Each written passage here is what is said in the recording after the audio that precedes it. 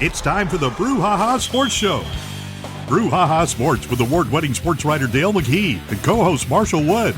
Talking sports with the legends of the game and famous sports personalities. Brouhaha. Now to Marshall and Dale with tonight's guest. Good evening, everyone, and welcome to the Brouhaha. Marshall Wood and Dale McGee here, settled up and ready to ride. How's it going there, Brother Dale? Couldn't be better, man. The weather's beautiful today on this Tuesday. Oh, isn't it something? I was looking at. We ought to sell it, can it, and sell it. Man, that's what I'm talking about. I mean, it's over the next week, and it's just nothing out of the 80s and high, and down. It's just this is football weather. Yeah. Are you having any fun yet? It's going to start getting fun this weekend. Got two big SEC games in the state, and I won't talk about the Saints. We'll just bypass that. Let's just look the other way. Keep moving. Nothing to see here. We'll just let them go enjoy England or wherever they're going this week. Maybe they can find them a quarterback over there or something. Whatever they need, maybe they'll find it. Yeah. Well, listen, we've got a guest tonight. We've got a pretty good one. Not that all of them are, but I mean. Hey, we're very honored to have who we have. We have Dr. Mark Keenum. He is the president of Mississippi State University. Yeah. That's in Starkville, if you didn't know. Starkville, Mississippi? Starkville, Mississippi. Okay. He's not only that, he's a lot of stuff. I was reading up. I didn't realize he was on Thad Cochran's staff up there in Washington, D.C. at one time. I see. That is impressive. He's covered a lot of ground now. Yeah. And what gets me, he is the president of Mississippi State University, graduated from Corinth High School, right all up there. I mean, he is homegrown through and through, man. Well, he played, I like these presidents that got a little sport, especially in the SEC, because I think you need it. I really do. Yeah. I mean, the Ole Miss chancellor, he was a high school football coach years ago, and Dr. Keenum here, he played football at Corinth and he played at Northeast Mississippi Junior College. Yeah. So he knows how to get it done. Sure, so he knows what the athletes are going through. And of course in the SEC, I really think you have to have a president with a little sports background. Yeah. Just to kind of, not to interfere, but just to kind of understand what's going on. I guess one thing you talk about is sports, and I mean, we may have already mentioned this, but it's worth mentioning again. I mean, of all the hats this man has worn through his career and is wearing now, he's really at the top of the heap in this CFP business. He is the director. He's the director of the governing board or something like that? CEO, ever what it is. Yeah. He is. He's over. I think it's a board of managers. Yeah, 11 person college football playoff board of managers, and of course he is the president or the chairman, or what we want to call him, of it, director of it, and so. I think he's got a great responsibility, but he brought everybody to the table during a very difficult time when people didn't. They were, if you remember, take back a year ago, the ACC, which is Clemson and them are part of, and the Big Ten, and then the Pac-12 out there, they were all resisting the expansion of the playoffs, and he just kind of took the leadership role, and he brought them all together, and now we've at least got a 12-team format to start with. So we're going to ask him a lot of questions about that today. Okay. Well, I'm excited about it. I know you are, I know our listeners are. So let's take a break here from our sponsor, and then we'll be back with tonight's guest right after this break. Phillips Building Supply in Laurel, your hometown building supply store since 1954. We are locally owned and pride ourselves on helping our customers find exactly what they need. From foundations to roofs to doors and windows, Phillips has it. For tools, hardware, lumber, and plywood, visit Phillips Building Supply. Welcome to the show, Mississippi State President Dr. Mark Keenum. Thank you for taking a few minutes out of your demanding schedule today. I know you're a busy man. You got the Aggies coming to town Friday night and Saturday. Saturday. We're kind of self-conscious of high school football area in our area. But anyway, in the past, being a radio host and a sports writer, my first college prediction every year was to name the Final Four in the college football playoffs. And you have made my job a lot harder. I just want you to know that. And so, but I guess it's easier to pick 12 than 4. So That's true. when will we have the 12-team college football playoffs? When do you anticipate us actually having that playoff, a 12-teamer? Well, I wish I knew the answer to that, Dale, and we're excited that the Board of Managers for the College Football Playoff Board approved expanding to a 12-team format, and it's something we've been working on now for just a little over 2 years, and it's taken us a while to get to this point. We did it earlier this month on September the 2nd as a board, and what we did, we asked the management committee, which is made up of the commissioners, plus the athletics director for Notre Dame, to come up with a plan for starting the new playoff format. Our hope is that we can begin as soon as the 2024 football season. And if we can't get it done that quickly, then we hope no later than 2025. But if we can't get it done by then it will have to happen by 2026. And the reason I say all of this is because we still have this season and 3 more seasons under the contract, the media contract with ESPN. And so we had to have a unanimous vote of our board of managers to enable us to amend our contract with ESPN. So we've got to work those details out with our media provider for the media rights with them. They have the exclusive rights to produce our playoffs. I know we're going from 3 playoff games now to 11 playoff games. So there's a good bit of logistics involved in this. And then just back about a week before we did our announcement from our board of managers, we announced the 2 playoff sites for the 24 season and the 25 season. 24 will be played in January of 25. That will be in Atlanta. And then for the 25 football season, will be January 26. That will be in Miami. And we just worked out the contracts with these 2 cities. And then we came and announced that we were trying to expand the playoff, and so it means that we're going to have to move our games to a later date. And there's a good bit of logistics involved in doing all of this. So that's why we turned to our commissioners to try to work out some of these logistical details.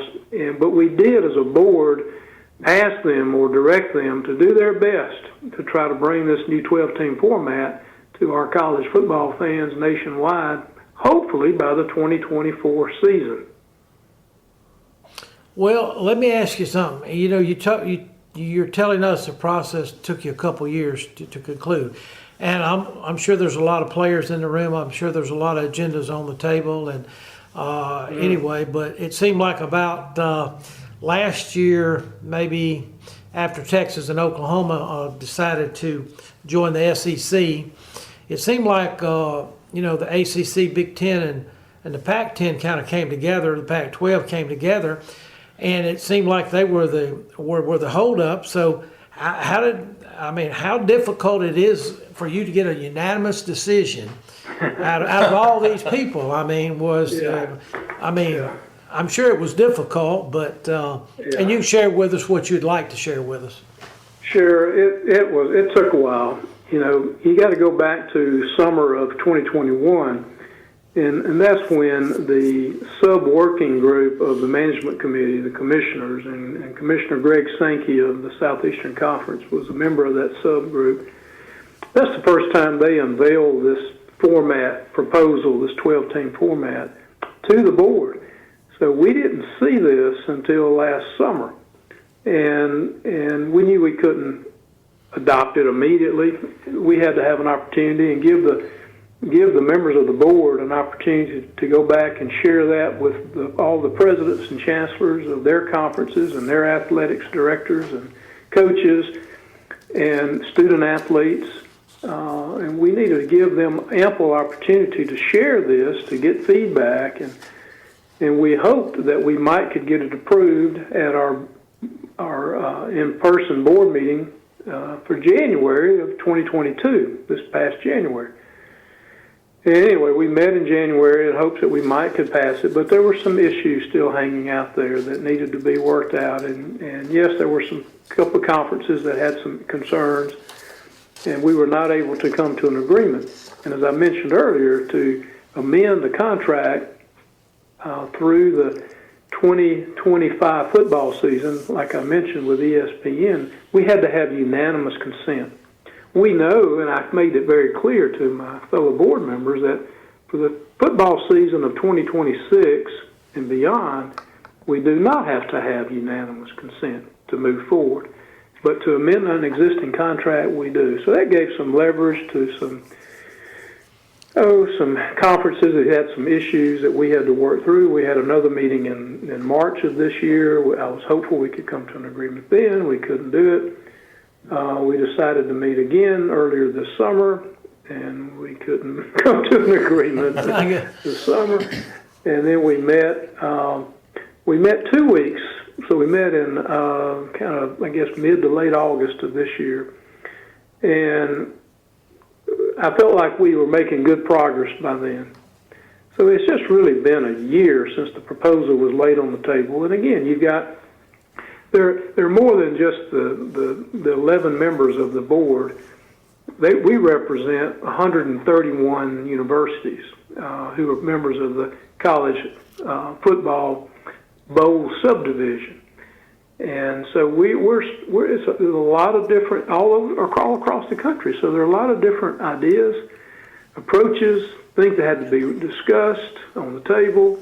And so it took some time to get resolved. And then we had our meeting on September. We said we're going to meet again in 2 weeks after our August meeting. And we're going to try to come up with a decision one way or the other. We're going to vote. We're definitely going to vote. We're going to take a position. We're not going to keep pushing this down and not taking a formal position. And everyone knew what was at stake. And so we voted. And it was, thank goodness, it was unanimous. And now that gives direction to the commissioners that they've needed from this board, these presidents and chancellors, who represent all of these different conferences and the University or Notre Dame University, to begin work to try to address some of these more details and logistics, sites, and can we go back and renegotiate now with Atlanta and Miami and start this moving forward? There's issues of distribution. There's all types of issues now that have to be worked out. But the commissioners have clear direction from the board and what we want and what we expect and what college football fans across the nation are hoping that we can get done and get it done as soon as we can, and hopefully 2024. Wow. Well, that would be remarkable, sir. Did you feel like this was the right time to expand? Because anytime you consolidate something or you build a highway, you have to plan ahead. So you just think it was a great time to just go for it with all the changes going on in college football? Well, we started this conversation initially, a very serious conversation for the first time, really, in January of 2019 at our board meeting. And we had a very good discussion about it. It was time then, we felt like, to start the dialogue, start the process on expanding the playoff format. Because, 131 teams in the bowl subdivision for college football, and you only have 4 teams that can compete for the national championship. We felt like, going back again to 2019, that it was time to give more student athletes an opportunity to compete for their national championship. And another really good benefit of expanding the playoff, it makes the regular season that much more interesting for college fans, because as you get later into a season and how the team you support is doing, and you get excited about those maybe last 4 games of the regular season almost become like playoff games to help you get in that final 12 to be in your nation's national championship tournament, because it'll become a football tournament to determine who our national champion is. And just like our basketball, March Madness, and how everyone gets excited when your team makes it into the NCAA national basketball tournament. We want this to be something that gives student athletes more excitement, more opportunities, our fans to have more of an exciting experience. And once you get into a tournament, you may think that the number 1 ranked or the number 2 ranked team will be favorites, and they will be. But once you get into a tournament format, anything can happen. Yeah. Dr. Keenum, I want to ask you something. I mean, I'm excited about what y'all are doing. The expansion, I think, you don't need me telling you it's a good idea, but I think it's a good idea. But, one thing I've noticed through the recent years is that players are really, the opting out is probably not the correct term, but not playing in bowl games. And right. That's really disturbed me. But I really think this is going to go a long way toward increasing, player excitement through, all the polls, all the 1 through 20 or whatever, all the way through the season. I think it's going to add a lot to the personnel that'll be playing in the postseason. No question. I think that student athletes will be very excited to have an opportunity, again, to compete for the national championship. It puts them on some really big stages and opportunities to showcase their talents. And again, try to win a national championship. So I do think you'll see a lot of you'll see more participation, I think, and interest for student athletes, a willingness to want to participate in the playoffs. I think there's no question about that. Well, sir, I think that we have proof in the pudding here in Mississippi, because I think the Ole Miss baseball team was almost left for dead. I don't know what happened to them, but they came alive at the right time, didn't they? That's a wonderful example of a team that was on the bubble. University of Mississippi baseball team. It was the last team into the national tournament, and they just had a wonderful experience and won the whole thing, won the entire national championship. They were given a chance. Those student athletes, who probably very few people gave a chance to win the national championship, just barely got into the tournament, but won it all. And that's what I'm saying. That brings so much more excitement. That's a wonderful example to compare to what we're trying to create for college football, giving teams an opportunity to compete. You can look in the NFL when the playoffs come around, and you see wild card teams who have to go on the road and play every one of their games on the road, go all the way and win the Super Bowl. Give teams, give players, give coaches, fan bases an opportunity to be involved and compete, then it creates more excitement, and it just gives people more of an opportunity to compete instead of a limited opportunity that we have today. Yes, sir, you're right about that. All right, so how are you going to decide the 12 teams, or how's the committee going to decide that? You got automatic bids? Well, we'll still keep our current selection committee process in place, which these are outstanding individuals with very high integrity who do an excellent job of selecting teams now and ranking the teams to get to the 4 teams who will compete in the current playoff system, the current playoff format. And then, based on those rankings, the 6 highest ranked conference champions will be in the playoff. And then the next 6 highest ranked teams after the 6 conference champions will be in the playoff. So we call it the 12-team format, or the 6 and 6 format for the 12-team format.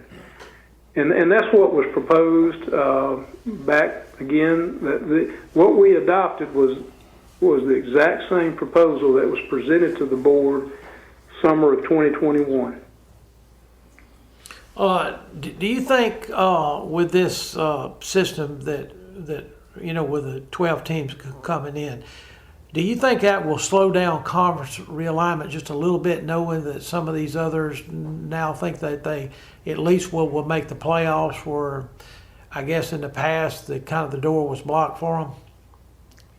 Well, I don't know the answer to that. There are a lot of factors that go into conferences expanding and universities wishing or wanting or hoping to realign with another conference, and so there are a lot of factors that go into that. I know that I don't think we've seen the end of changes going on within conferences. I don't know the answer. I don't know if we'll see.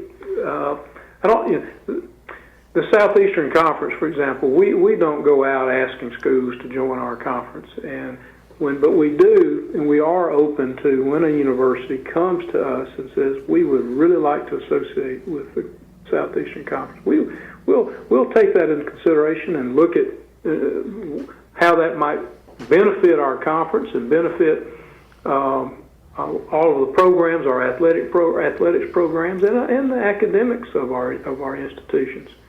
So we factor all of that into our decisions. So, and I think the same goes for all the conferences. I know that the Pac-12, they've got the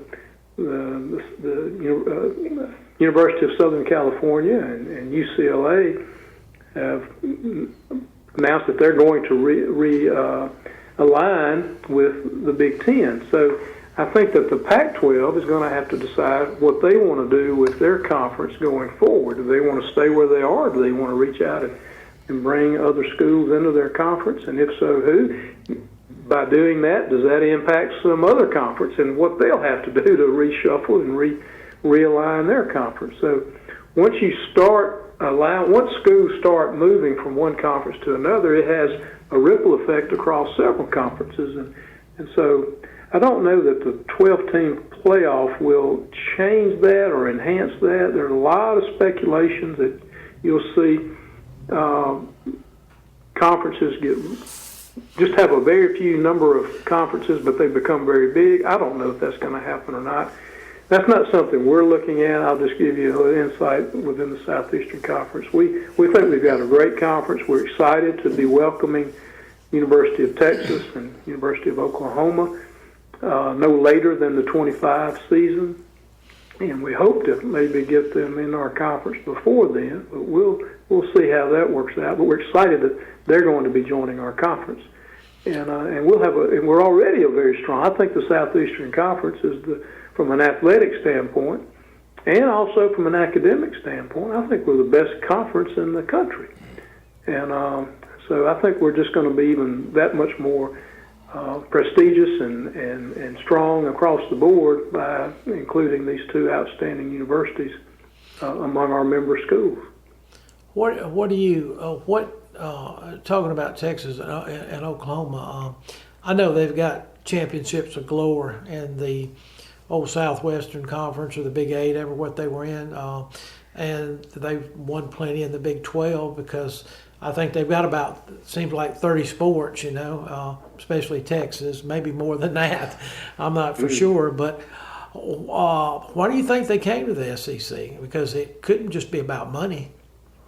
I think what I just said, I think they recognize that for their future and their prestige as institutions and thinking about, again, their future, I think they felt like they would be a better fit with the Southeastern Conference and for their future and their interest for their athletics programs, and